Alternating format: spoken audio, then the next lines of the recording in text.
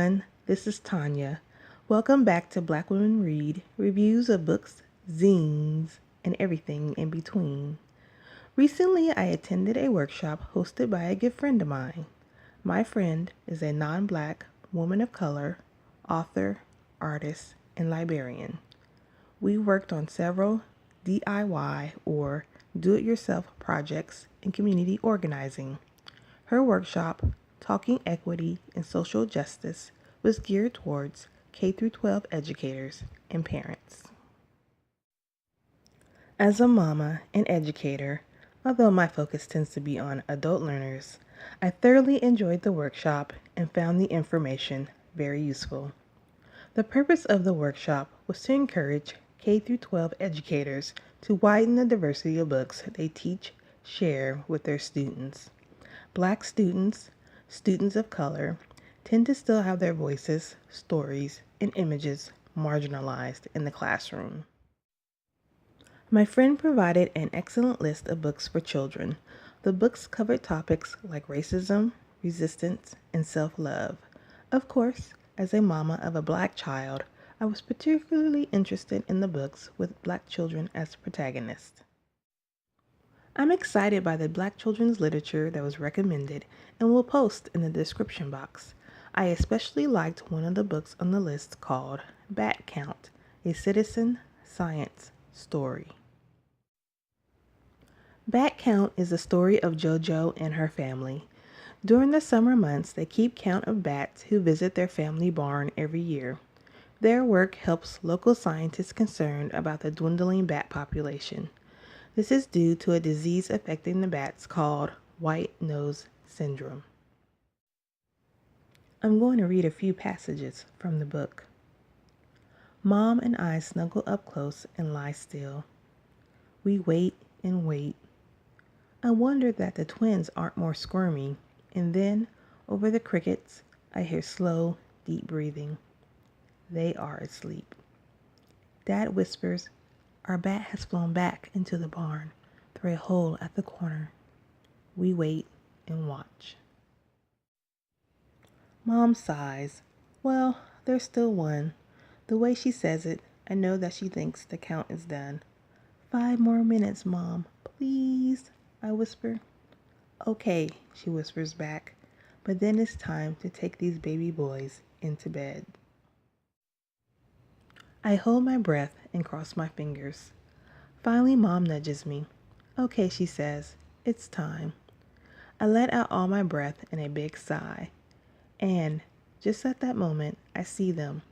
1, 2, 3 small shadows fluttering out from the barn. 3. Mom, I shout whisper, did you see? She squeezes my hand. I did. There were 3, Mom. 3. Dad shakes his head and smiles. Wow. Bat Count is a cute, quick, and surprisingly heartwarming read. It was almost like I was JoJo, snuggling close with my family in the cool summer evening, counting bats. What I also liked about the book, at the end, it provides more facts about bats to share with your child. It also explains what a citizen scientist is. Citizen scientists help professional scientists in their research. They often call on everyday people to contribute to the work by making sure it's usable and reliable. The professional scientists provide forms, worksheets, for people to fill out and return. The book provides information on different research organizations looking for citizen scientists. It's a great activity to do with your children. Bat Count is a wonderful book for young Black children, although I must admit I was a bit disappointed to learn that the book's author and illustrator are white. I try to support children's literature by Black authors and artists.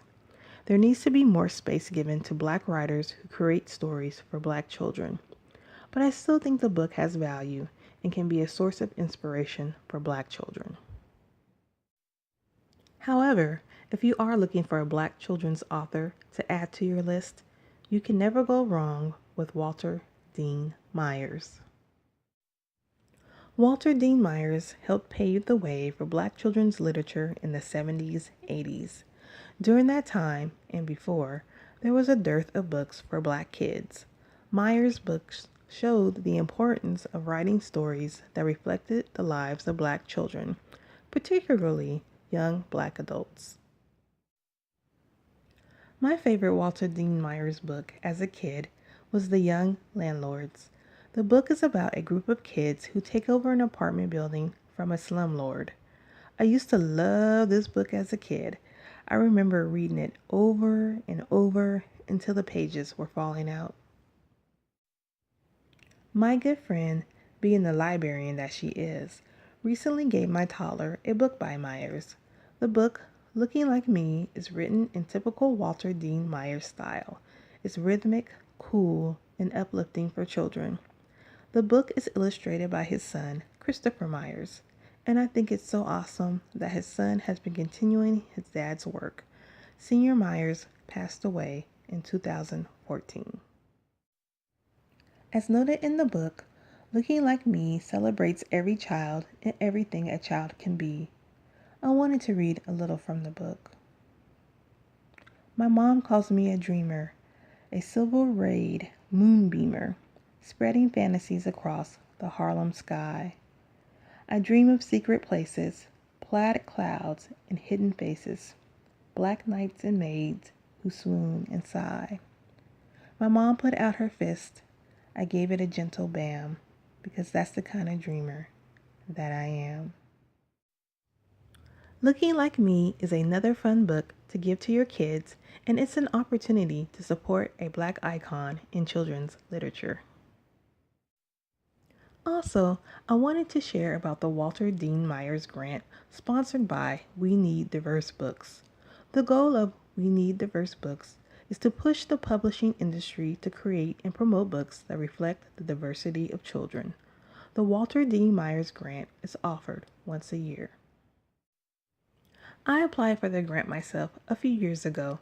I've been working on a young adult novel for, say about 10 years now. You know, life happens, so I've been dabbling on it here and there throughout the years.